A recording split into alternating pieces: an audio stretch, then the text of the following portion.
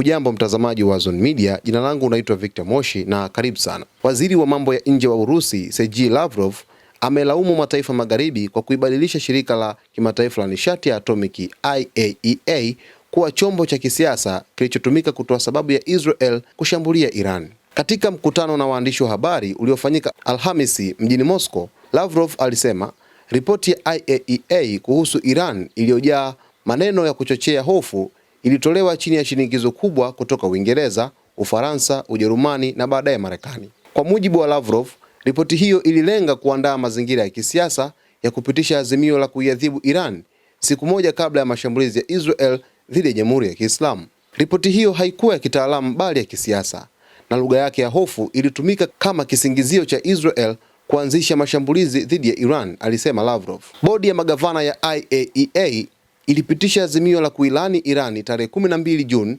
ikidai Irani ilikuwa inakiuka wajibu wake wa kimataifa kuhusu mpango wake wa nyuklia. Hata hivyo, Lavrov amesema azimio hilo lilitokana na ripoti iliyojaa kauli zisizo za wazi za kupotosha, zikiwa ni matokeo ya shinikizo la kisiasa kutoka kwa mataifa hayo manne ya magharibi. Lavrov alitaja hatua hiyo kama ya kibeberu na ya kikoloni mamboleo, akieleza kuwa mataifa hayo yalitumia IAEA kama chombo cha kisiasa badala ya taasisi huru ya kiufundi. Aidha, Lavrov ameonya kuwa kama IAEA itaendelea kupewa ruhusa ya kukagua vituo vya nyuklia vya amani vya Iran bila kuwepo kwa ulinzi wa siri wa taarifa, kuna hatari kubwa ya taarifa hizo nyeti kuvuja, jambo linaloweza kuhatarisha usalama wa Iran. Wakati huo huo, mkurugenzi mkuu wa IAEA Rafael Grossi ameshindwa kulaani mashambulizi ya Israel na Marekani dhidi ya vituo vya nyuklia vya Iran. Iran imemlaumu Grossi kwa kupendelea upande mmoja na kufumbia macho uvamizi wa wazi unaokiuka sheria za kimataifa.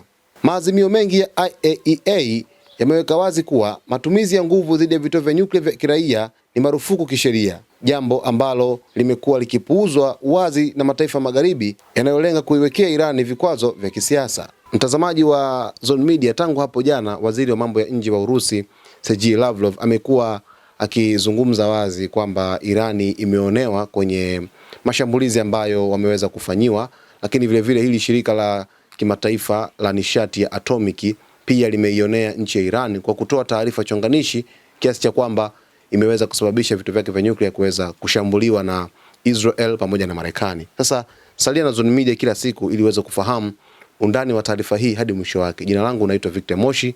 Asante kwa kuichagua Zone Media.